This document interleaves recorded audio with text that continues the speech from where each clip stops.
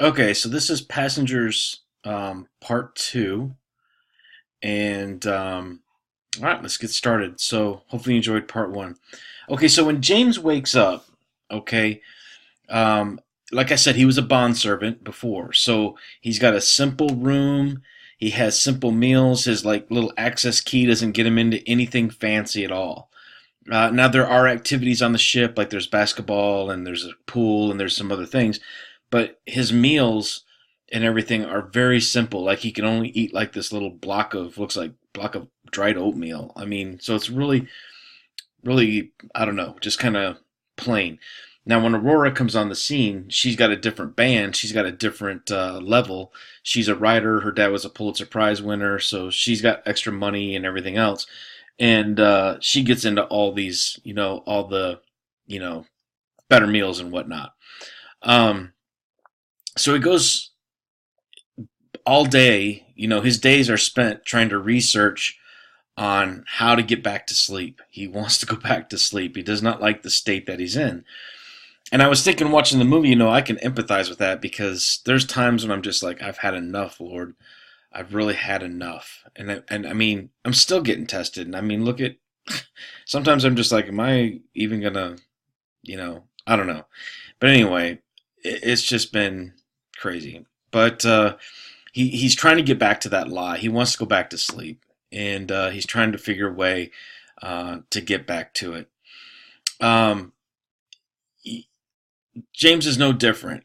He's wrestling with many things, things that are going on inside him, and he goes over the edge a few times. Like he throws food at robots, and he grows this beard. He becomes pretty irrational. He's kind of like, it's almost like if you look at it from the Illuminati perspective, they're trying to portray this guy as like he's losing it, and he kind of is.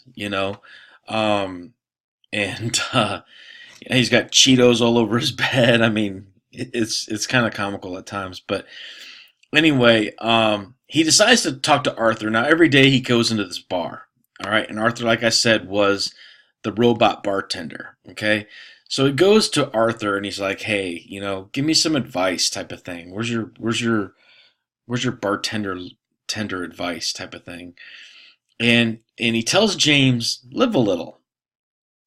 And yeah, I'll play the clip for you here in a minute. But so, in other words, this Arthur's telling him kind of like, go back to the world, go back into sin, go back and enjoy yourself. You're here on Earth, enjoy yourself. You're here stuck in this place, have a little fun. So, what he does is he sins. Okay, you might not think, you might be like, well, I'd do the same thing if I was stuck on that ship. But what he does is he breaks in to like a huge suite. He breaks into all, like I said, he's a mechanical engineer, so he knows how to get in the doors and all that. So he steals clothes like for his first date and stuff, and he kind of just goes back into the world of, you know, doing what he wants to do, kind of thing. And you might, like I said, it's not a big deal, but at the same time, what can you do? You're stuck on this ship for 99 years, or 90 years. But anyway, so he breaks into this huge luxury suite, steals clothes, different foods, different things. Anyway, what he does isn't evil per se, but my point is he's falling back into the world. Okay, I look at Arthur, okay, like a Satan type figure, this bartender. Okay, and I'm going to explain. He's very smart, very cunning. He's an android, so you have the technology and iron and clay there, and it just, you know I found a very eerie comparison between Arthur and the bartender Lloyd in the movie The Shining. Now, the writers said they did this on purpose. Okay, and you're gonna see. I'll play both clips, and it's a little freaky. Both bartenders are dealing with desperate men. Okay, offering unsound advice. Okay, uh, to their clients essentially. So remember, Arthur means kingly. Okay, and we saw that in the first video, King Arthur, okay, was referenced out of our Avalon, which is the island he went for rest, with the Apple Tree Island, okay?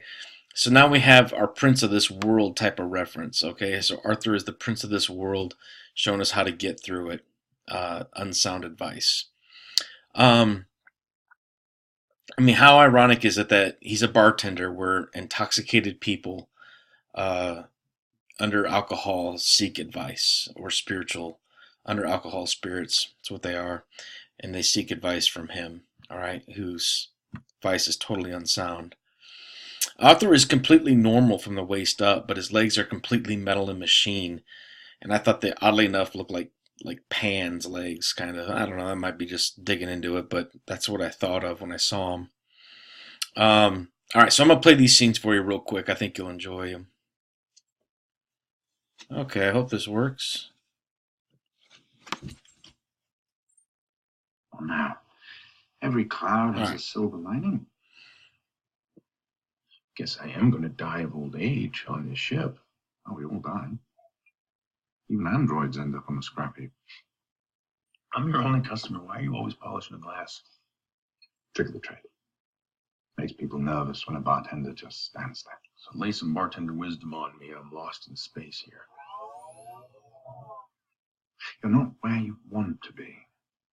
You feel like you're supposed to be somewhere else. You said it. Well, say you could snap your fingers and be wherever you wanted to be. I bet you'd still feel this way. Not in the right place. Point is, you can't get so hung up on where you'd rather be that you forget how to make the most of where you are. What are you telling me? Take a break from worrying about what you can't control. Live a little. Live a little.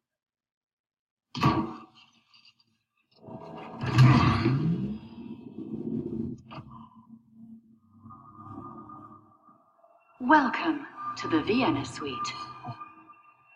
Oh, yeah.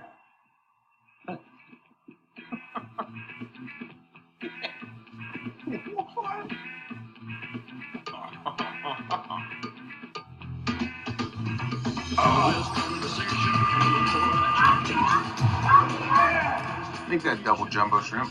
Triple. ありがとうございます。 That's all. Alright. I did exactly what you just did.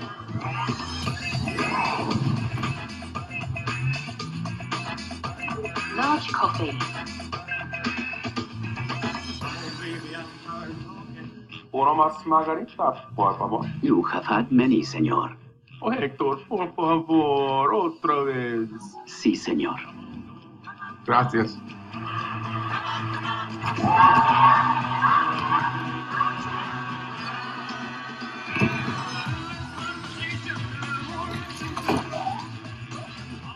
Get out of there! Come back, hey. Come here.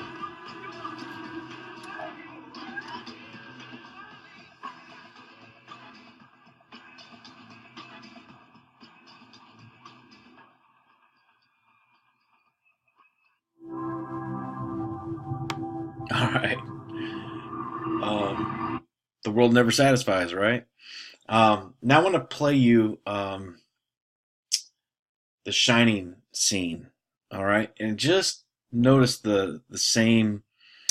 You'll notice the same things. The bar's empty. Even the decor is the exact same. The jacket that the bartender wears is the same. And again, you get this, horrible advice, I guess. Hi, Lloyd. A little slow tonight, isn't it?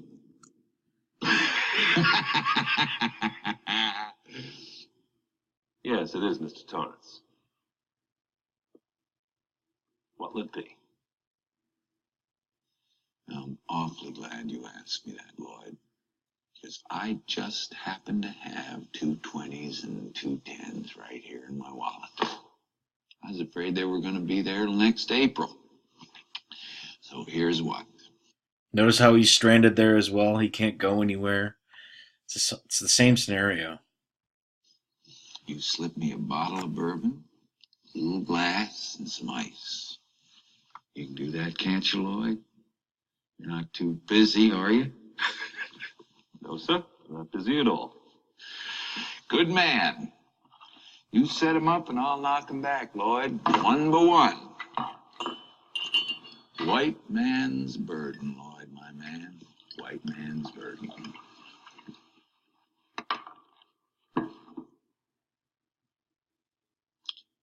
Say, Lloyd, it seems I'm temporarily late.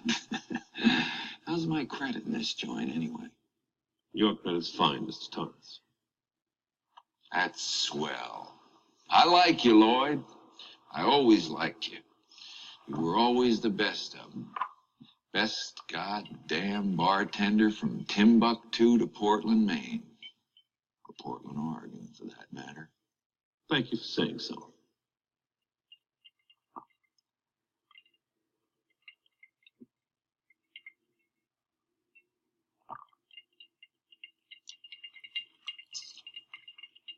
I never laid a hand on him, goddammit. So that's Didn't. just an interesting comparison. But anyway, so that's how I picture our bartender. All right, so we know James is a type of Adam, and Arthur is a type of Satan figure that leaves two people, Gus and Aurora. James wakes up Aurora simply because he's lonely and wants someone to share his life with. Just as the Lord made Eve as a helpmeet, Genesis 2:18, meaning to help and to provide aid for. Of course, the two go on to save the ship together. That's something that they couldn't do on their own. In fact, even though Aurora is mad at James, she ends up saving his life and staying with him. And she has a chance to go back to sleep. There's one pod that they find that they can use for one of them to go back to sleep, and he offers it to her, saying, "Hey, go back to sleep and write your book that you want to write." And she's like, "No, I'm going to stay with you." So they end up staying together, saving the ship, and of course building the garden that we saw earlier in part one. We know, of course, that the Lord took a rib from Adam, ribonucleic acid RNA, which is just an interesting little note I threw in there. Jim Preston means he's the one that wakened early on the ship. He's to supplant, comes from the name Jacob, I found out, which is interesting. To provide, to override, to supplant, to supersede or replace. Preston means priest town. And this is what I thought interesting biblically. Abraham, Isaac, and Jacob was the seed line used to supplant Satan's evil kingdom on the earth. Kings and priests, we know, are referenced in Peter. Obviously, the man-child from 9 months of this release date, which was December 21st to September 21st, is 9 months. And the kingdom of Melchizedek being born, possibly on that day. Aurora Lane means to shine or dawn, associated also with the aurora borealis, which we are seeing right now, happening at these earthquakes and whatnot. Lane means narrow pathway, javelin, spear, or arrow, warrior. Of course, the Isaiah 60 verse, to rise and shine, arise for your light has come, came to my mind. Now, there's an interesting connection here. And this, I thought of this, letting the arrow go forth as lightning on the day when he blows the trumpet. There's an interesting connection here, though, with the woman, an arrow, and letting the arrow fly. Jennifer Lawrence portrays this also in the movie The Mockingjay, this arrow release. And it's also in the movie Immortals when they release this arrow. Of course, the Immortals come out and the Empress Bow and all those reference. It seems to me that this arrow kicks everything off. Okay, could be a missile, could be, I have no idea. But there's also a biblical reference here with David and Jonathan in 1 Samuel 20 with the little boy and the arrow. And also, if my seat's empty, I don't have it pulled up here, but you can check it out yourself. Additionally, with another 3-day reference. I'm not completely sure how this fits in, but it's definitely relevant because I see it constantly. So I'm going to pull this picture over here. This is the Dentera chart. It also has a picture of this woman. Where's she at? And I should probably blow this up just a little bit. But she is here with a bow and arrow. Right here. Right down here. So there's something with this woman and letting this arrow fly. Now there's all kinds of stuff in here that's been decoded. Obviously the sword, when the eagle flies, peace will be taken away. Um, there's a bunch of things in here. But anyway, I'm not completely sure what it means, but it definitely has some sort of reference there. A quick excerpt from a video from the Groks. Just again, we see Aurora Lane with this arrow, with this spear, with this warrior type theme, and it's also Jennifer Lawrence in other movies. So it's got to be important. It's got to mean something. Let me just play this real quick here for you. Just quick. Abyss through there. Well, this is shown over and over again, and they use Jennifer Lawrence to portray the woman of the Bible all the time. Do you see the woman of the Bible right here? Many people think it's just a church system. On our channel, we show that she is actually an angel. There are actual angels involved, just like Michael, the archangel, with his angels. And they fight the dragon, and the dragon fought his angels. And then the dragon falls right here when Michael and them cast him down. And then the woman is caught away with the wings of a great eagle. Well, Jennifer Lawrence portrays this all the time. In the Hunger Games, see the woman with the arrow right here? And she's fighting the bad guy in here, Pan Am, the snow guy, Donald Sutherland. See her right there ready to fight him? And you can actually see her right here on this cover I show all the time. See the red side of the world rising up for the New World Order with the secret government of the USA and China? That's known as the Revelation 13 Beast Out of the Sea. Here is the woman fighting the dragon. See the arrows that Jennifer Lawrence has in there? This represents a great earthquake coming, and this represents our eagle through there. Well, we're going to take a look at this new trailer, and then we're going to show how God has this mapped out all around us. And that it's even in these. This is a mural from the Denver International Airport. See this rainbow coming? And this ship crashing. And this guy inside of here getting up. And then this German Antichrist type figure rising up right there. There's even a Jesuit, all helping everything get going. Now, it shows right here that there's a collision coming, and then this guy gets up. He gets the great sword to start World War III. And this is Jesus' people set into their rest, as he calls it. The new bricks for the new kingdom, for his millennium kingdom coming. Well, let's take a look at this trailer, and you'll see that she's talking about that it's over, that it's time for all of us to come together, and it's time for when the woman and Jesus Christ actually bruise the head of the serpent. That's what happens in the Bible through there. When this arrow goes, that's when the grievous head wound happens. So let's take a look at the trailer. We'll dive into this some more.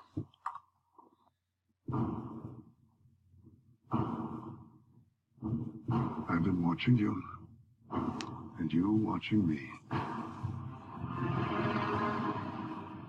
I'm gonna skip this, guys. We all know the trailer. You should have seen this movie by now.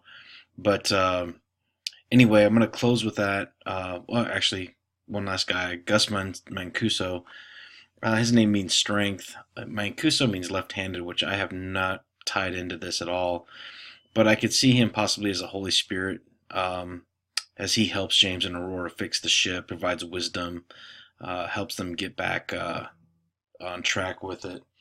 But anyway, he is very sick also from the Avalon's failure, which I think that is possibly a Holy Spirit tie-in, how the Holy Spirit just groans, for the earth and what's going on upon it. And then he leaves, and when his work is completed, you don't see him much. But anyway, I think that'll conclude this breakdown. I hope you enjoyed it. If you have any ideas with this, let me know. I have some ideas. But anyway, hope it ties some things together for you. God bless you all. Take care.